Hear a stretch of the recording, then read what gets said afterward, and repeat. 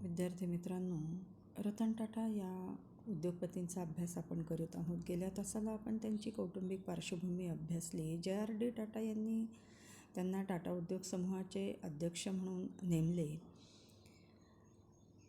रतन टाटा यांनी जो उद्योग व्यवसाय सांभाळला आणि तो वृद्धिंगत केला त्याबद्दल आपण जाणून घेत होतो.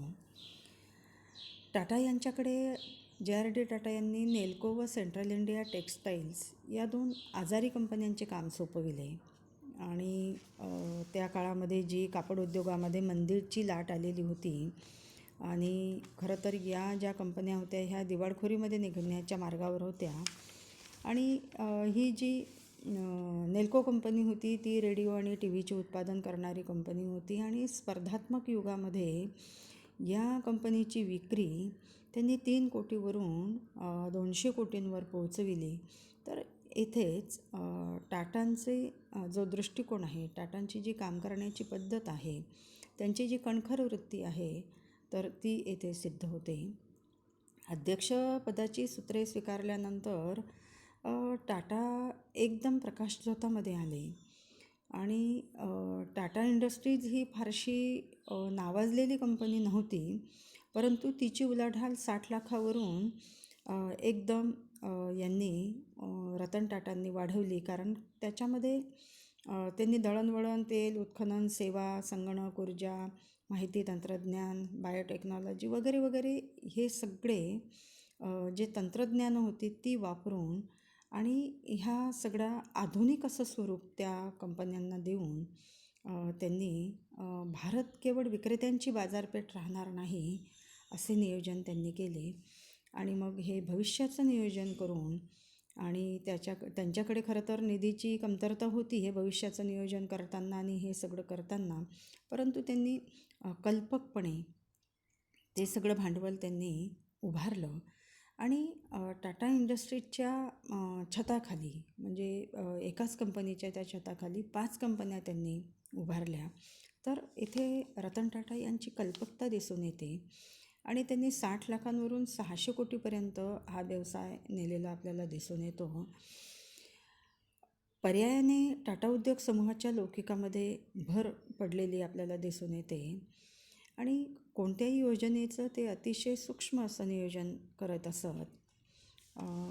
ऋषी मोदी हे टेल्कोचे अध्यक्ष होते, परंतु बुद्धिबळाच्या खेळाप्रमाणे JRD यांनी त्यांना रतन टाटा यांना उपाध्यक्ष करून खरं तर तो डाव खेळलेला होता आणि रतन टाटा ह्या कल्पक व्यक्तीची तेथे निवड त्यांनी केली.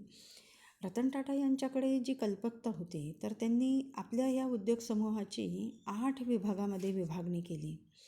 म्हणजे धातू व त्यासंबंधीचे उद्योग, इंजिनिअरिंग, रसायने व कृषी आधारित उद्योग, उपयोगिता, ग्राहकोपयोगी वस्तू, विविध सेवा, उच्च तंत्रज्ञान, आंतरराष्ट्रीय व्यवसाय असे विभाग केले त्यांनी. आणि मग एक एक प्रमुख त्या एका विभागाचा त्यांनी त्यामध्ये नेमला. आणि म्हणून ह्या रतन टाटा यांच्या या दूरदृष्टिकोनामुळे, या कल्पकतेमुळे टाटा उद्योग समूहाने एका नव्या क्षेत्रात प्रवेश केलेला आपल्याला दिसतो. राजीव गांधी यांच्या नेतृत्वामुळे देशात उदारीकरणाचे वातावरण ज्यावेळी निर्माण झाले, राजीवजींनी हायटेक तंत्रज्ञानाला महत्त्व दिल्याने रतन टाटा यांना सहज परवाने मिळाले आणि JRD टाटासुद्धा रतन यांच्या कामाने प्रभावित झाले. JRD टाटा यांनी रतन टाटा यांच्या कामाविषयी व नव्या क्षेत्राविषयी मत नोंदविताना असे म्हटले होते की उच्च तंत्रज्ञानाच्या क्षेत्रात जास्त धोका असलेल्या उद्योगात टाटांना संधी मिळणं हे आदर्शच ठरेल. केवळ बडेच उद्योग समूह हा धोका पत्करू शकतात तेव्हा ते आपलं कर्तव्यच आहे. कधी ना कधी सर्वच उद्योगांना उच्च तंत्रज्ञान आत्मसात करावंच लागेल. भारताला याबाबत मागे राहणं परवडणार नाही. आणि त्यांचे हे जे शब्द होते ते खरं तर रतन टाटा यांना प्रोत्साहन देणारे होते, उभारी देणारे होते.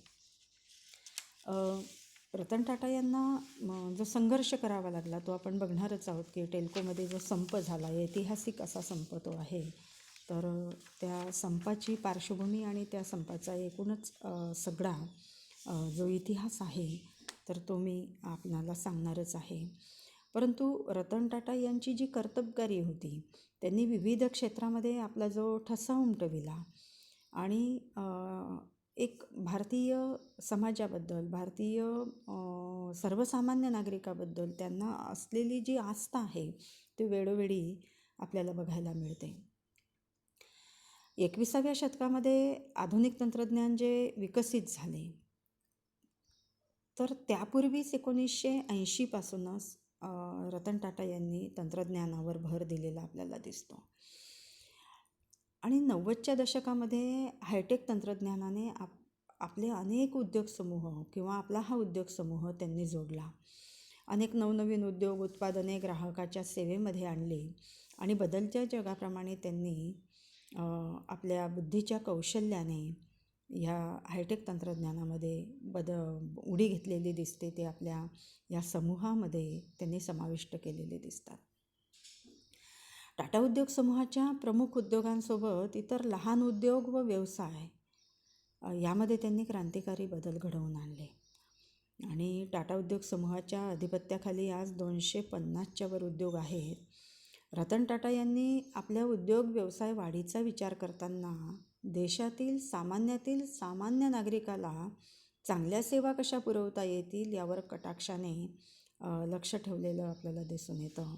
मग नॅनोचं उदाहरण जे आहे ते याच्यामध्ये आपल्याला घेता येतं की त्यांनी जी नॅनो कार काढली, तर जी रस्त्यावर आज आपल्याला दिसते आहे ती कार, तर ती एक स्वप्नातली कार किंवा ड्रीम कार म्हणून त्यांनी ती तयार केलेली अशी दिसते.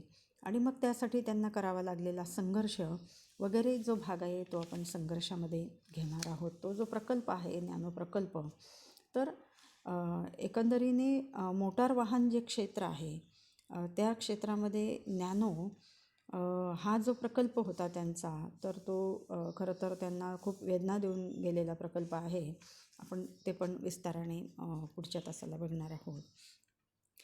आज आपण बघतो हे की त्यांनी ज्या विविध कंपन्या स्थापन केल्या किंवा ज्या मुळातच टाटांच्या कंपन्या होत्या, तर त्याचा विस्तार कसा केला आणि त्याचा नफा कसा वाढविला, देशविदेशामध्ये या उद्योग समूहाचा जो विस्तार त्यांनी केला, तर त्यापाठीमागे टाटांची असलेली दृष्टी आणि त्यांची असलेली कल्पकता, त्यांचं असलेलं नियोजन येथे आपल्याला प्रकर्षाने जाणवते. कोरस स्टील ते टाटा स्टील हा जो प्रवास आहे हा काही सोपा प्रवास असा नव्हता. तर कोरस स्टील लिमिटेड ही लंडनमधील एक अग्रगण्य लोहपोलाद निर्मिती कंपनी होती.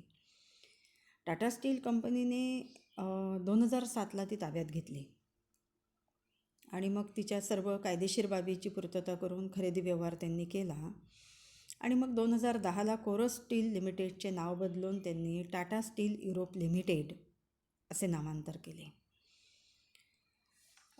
1967ला ब्रिटिश सरकारने कोरस लिमिटेडचे राष्ट्रीयकरण केले होते. कोरस लिमिटेड ही कंपनी ब्रिटनमधील कंपनी होती. खरं तर ती लोह ॲल्युमिनियम या उत्पादनामध्ये अग्रेसर होती आणि टाटा समूहाने ती कंपनी खरेदी केली आणि टाटा समूहाने ज्यावेळी ही कंपनी खरेदी करण्याची घोषणा केली, कारण ती $8 बिलियन ती खरेदी करण्याची तयारी या समूहाने दर्शविली आणि त्यामुळे उद्योग जगतामध्ये अतिशय खळबळ माजली. कारण त्यावेळी जागतिक आर्थिक मंदी होती आणि आर्थिक मंदीच्या काळामध्ये अनेक कंपन्या, मोठ्या कंपन्या दिवाळखोरीमध्ये निघत होत्या आणि त्यावेळी टाटा समूहाने कोरस स्टील लिमिटेड खरेदी करणे खरं तर आश्चर्य होतं. आणि मग हा कोरसचा जो सौदा होता तो जगातील सर्वात महागडा सौदा म्हणून आजही समजला जातो आणि आज सद्यस्थितीमध्ये 21,000 कामगार कंपनीत आहेत त्या आणि $127 मिलियन इतके उत्पन्न या कंपनीचं आहे. रतन टाटा यांनी टाटा समूहाच्या लौकिकात जी भर टाकली त्यात या व्यवहाराचाही खूप मोठा भाग आहे आणि आज युरोपातील 100 देशात या कारखान्यातील जे काही लोहपोलाद निर्माण होते, तर या लोहपोलादाचा वापर केला जातो. रतन टाटा यांच्या या दूरदृष्टीचा व समूहाच्या या म्हणजे टाटा समूहाच्या या प्रगतीचा आलेख आपल्याला यातून दिसून येतो. जे रतन टाटांनी हे सगळं उभारलं किंवा हे सगळं जे निर्माण केलं ते खरं तर एका दिवसामध्ये निर्माण झालेलं नाही आहे. रतन टाटांचा स्वभाव, त्यांची काम करण्याची पद्धत आणि त्यांचा एकंदरीने या समूहाकडे आणि एकंदरीने उद्योग विश्वाकडे बघण्याचा जो दृष्टिकोन आहे, तो दृष्टिकोन, त्यांची कल्पकता, त्यांचा नियोजन, ह्या सगळ्यांमुळे हे सगळं शक्य झालेलं आपल्याला दिसून येतं. मग आता हे सगळं करताना रतन टाटा यांना खूप संघर्ष करायला लागला. तो संघर्ष जसा या उद्योग जगतामध्ये करावा लागला तसाच तो स्वकीयांशी सुद्धा करावा लागला. अध्यक्षपदावरून नंतरच्या काळामध्ये झालेला जो वाद आहे तो आजतागायत आपल्याला माहिती आहे की न्यायालयामध्ये आहे. तर अशा अनेक बाबतीमध्ये जो संघर्ष त्यांना करावा लागला, वैयक्तिक जीवनापासून तर आपल्या ह्या सगळ्या उद्योग व्यवसायापर्यंत, तर तो संघर्ष कोणता होता तो आपण इथे जाणून घेऊया. जेव्हा टेल्को कंपनी जी आहे तर ती एक प्रभावशाली कंपनी म्हणून नावारूपाला आलेली होती. टाटा उद्योग समूहातील अतिशय महत्त्वाची अशी ती कंपनी. आणि ज्यावेळी 1988ला टेल्कोच्या उपाध्यक्षपदी रतन टाटा यांची निवड करण्यात आली आणि टेल्को हा एक महत्त्वाचा उद्योग आणि तेथे उपाध्यक्ष रतन टाटा अशी नेमणूक करण्यापाठीमागे JRD टाटा यांचाही काही हेतू हा तेथे दिसून येतो आपल्याला. कारण पुढे रतन टाटा यांना अध्यक्ष त्यांना करायचं होतं, तर या दूरदृष्टिकोनातूनच त्यांची उपाध्यक्षपदी नेमणूक त्यांनी केलेली होती. आणि पुणे येथे या टेल्को कंपनीचा मोठा विस्तार या समूहाने केलेला होता. आणि मग उपाध्यक्षपदी रतन टाटा यांची निवड केल्यामुळे टेल्कोचे जे ज्येष्ठ संचालक व विद्यमान अध्यक्ष त्यावेळचे जे होते ऋषी मोदी, हे खरं तर दुखावले होते. यांच्या निवडीमुळे त्यांच्या भावी अध्यक्षपदावर गदा येईल अशी भीती त्यांना वाटत होती. आणि रतन टाटा यांना कामगारांकडून विरोध होईल असे कोणाला वाटले नव्हते. आज आपण बघतो की कामगार आणि रतन टाटा यांच्यामध्ये किती सख्य आहे. अनेक प्रकारच्या चित्रफिती तशा येत असतात. परंतु त्यावेळी 1988ला हे मात्र घडले. टेल्कोतील संप हा महाराष्ट्रामध्ये आणि देशामध्ये गाजलेला असा एक संप आहे. कृष्णन पुष्पराजन नायर उर्फ राजन नायर या कामगाराकडून रतन टाटा यांना विरोध होईल किंवा त्याच्याकडून हल्ला होईल असं कोणालाही त्यावेळी वाटले नव्हते. परंतु तसं या टाटा समूहाच्या इतिहासामध्ये घडलेलं आहे. राजन नायर हा 1976मध्ये टेल्को कंपनीत मशीन मिलर म्हणून कामावर रुजू झालेला होता. त्याचे वडीलही याच कंपनीतून कामगार नेते म्हणून निवृत्त झाले होते. 88ला कंपनीतील सुरक्षा कर्मचाऱ्याला जीवे ठार मारण्याची धमकी त्याने दिली होती आणि म्हणून त्याला निलंबित करण्यात आलं होतं. आणि मग काही महिन्यानंतर त्याला नोकरीवरून काढून टाकण्यात आले होते. आणि मग ज्या दिवशी राजन नायरला नोकरीवरून काढून टाकण्यात आले त्या दिवशी त्याने मी टेल्कोला गुडघे टेकायला लावीन असा इशारा त्याने दिला होता. कारण कामगार नेता असल्याकारणाने त्याने ही अशी धमकी दिली असावी. तो प्रत्यक्षात आणण्यासाठी मग त्याने आटोकाट प्रयत्न केला. वेतनाच्या प्रश्नावरून त्याने व्यवस्थापनाला वेठीस धरण्याचा प्रयत्न सुरू केला आणि मग काही दिवसानंतर त्याने हा संघर्ष अधिक तीव्र केला.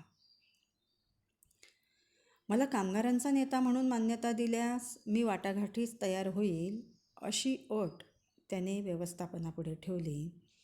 परंतु नायरची एकंदरीने पार्श्वभूमी जर पाहिली तर ती गुन्हेगारी आणि गुंड प्रवृत्तीची होती आणि म्हणून व्यवस्थापनाने त्याला नकार दिला. पुण्याच्या कारखान्यात त्यावेळी 8,525 कामगार होते व 2 कामगार संघटना कार्यरत होत्या. आणि मग कामगार आणि व्यवस्थापनातील दरी त्यामुळे वाढत गेली आणि मग टाळेबंदीची अफवा पसरविण्यात आली. एक अस्थिरतेचं वातावरण निर्माण करण्यात आलं, ते वाढविण्यात आलं. रतन टाटा यांना अजिबात कल्पना नव्हती की टेल्कोमध्ये आपले असे स्वागत होईल. आणि राजन नायरचा पण असा समज होता की रतन टाटा नवखे आहेत, त्यांना आपण नमवू.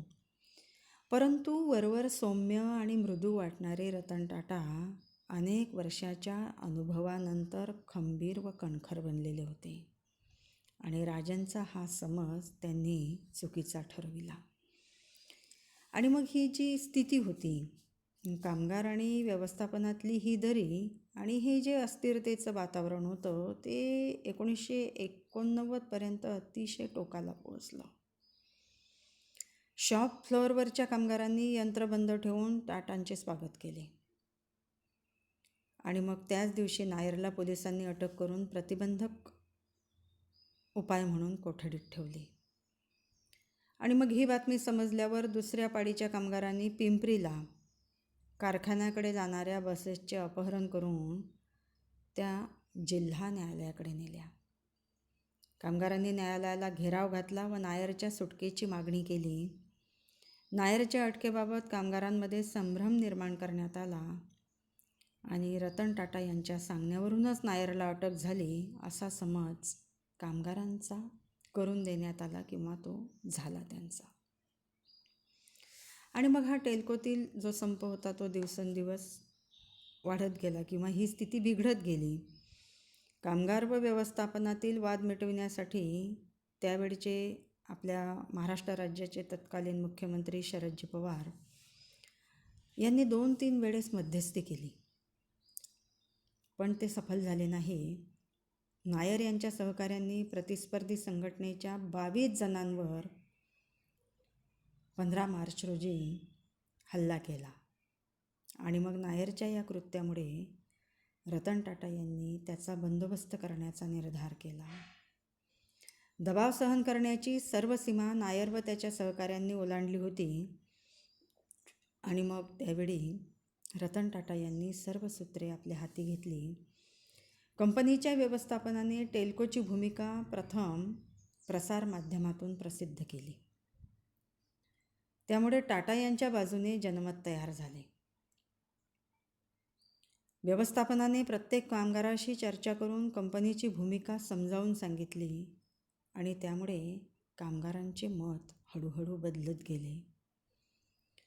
नायर समर्थकांनी आपल्याकडे वळावे यासाठी 585 रुपये वेतनवाढ व 7,000 रुपये थकबाकी कामगारांना जाहीर करण्यात आली. म्हणजे कामगारांना आपल्याकडे वळवण्यासाठी रतन टाटा यांनी या पद्धतीचे व्यूहरचना केली खरं तर.